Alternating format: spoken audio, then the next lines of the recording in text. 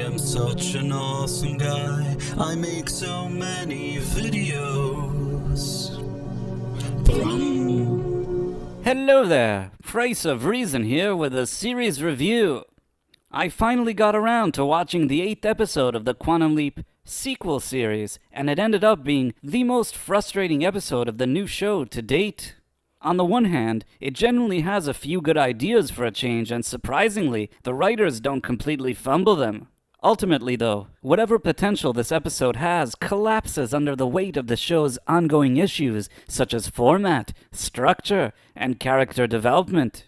The episode starts off with Ben leaping into a teenager that runs away with a group of 3 other teenagers from some type of camp for naughty kids.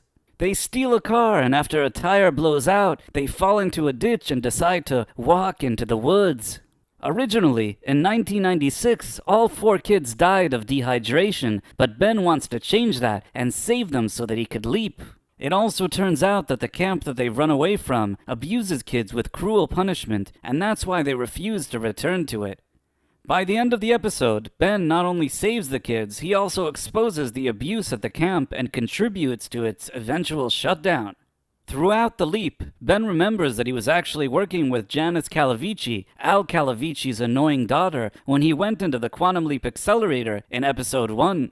Meanwhile, in present day, the Quantum Leap Laboratory team is closing in on Janice Calavici's whereabouts, but right before they go apprehend her, she manages to remotely shut down their power and completely mess up their system.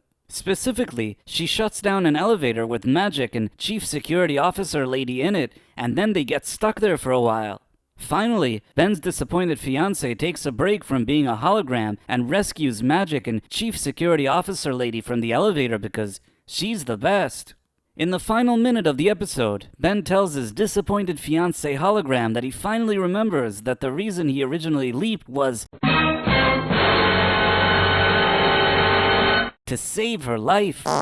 As always, I will first talk about what I liked in the episode, and then what I didn't like. Number 1, the leap. Out of all the leaps we've seen on this show until now, this was hands down the best one. While it wasn't exactly flawless in its writing or execution, at least it was more true to the spirit of the original series. For a change, we got enough backstory about the kids Ben is there to help, so we at least end up mildly caring about what happens to them. Also, offering words of encouragement to troubled kids, saving them from dying, and further abuse are character motivations and stakes that the viewer can finally fully understand. Number 2, Raymond Lee. While he's nowhere near Scott Bakula's league acting-wise, I do think that he's been making more of an effort during the past few episodes. I still don't really buy him as this character, and he's still miscast, but I do think that he's at least trying. I suppose that's better than nothing. Well, that was the good. Now let's talk about the bad. Number 1, present day. Even when the show finally does something good, its writers just can't seem to get out of their own way. If episode 8's leap was the best one until now, the present-day timeline features the worst filler present-day story we've seen. It completely weighs down the leap like a ton of bricks for no apparent reason.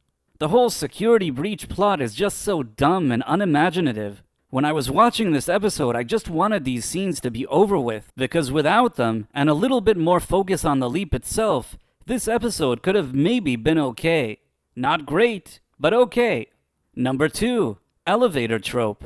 Since the writers don't know what to do with the present-day storylines, they've resorted to having Chief Security Officer Lady and Magic stuck in an elevator talking about their feelings. You see, Chief Security Officer Lady doesn't want to return her father's phone calls, but Magic tells her that she should return them because he's her dad. This is worse writing than a cheesy 80s sitcom.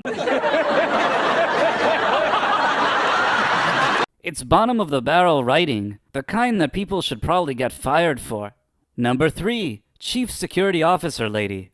Until now, all she does is complain and act like an arrogant sourpuss, and the funny thing is, she's the worst Chief Security Officer Lady ever.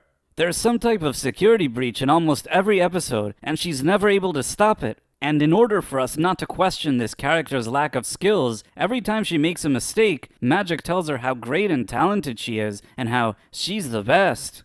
When one character has to constantly remind the viewers why another character is awesome even though we never see it, it's a sign of poor writing. Very poor writing.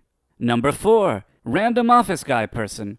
What does this guy even do? I mean, this time, he just runs around the entire episode doing absolutely nothing. Why are we even focusing on this character? And why is he dressed like he's in a 1984 Duran Duran video?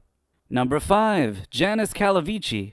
I understand that she's supposed to be very resourceful, but I find it odd that using cheap civilian equipment, she's built her own private imaging chamber that can communicate with Ben. The Quantum Leap facility has billions and billions of dollars to do this, so how is she just able to do this in her living room?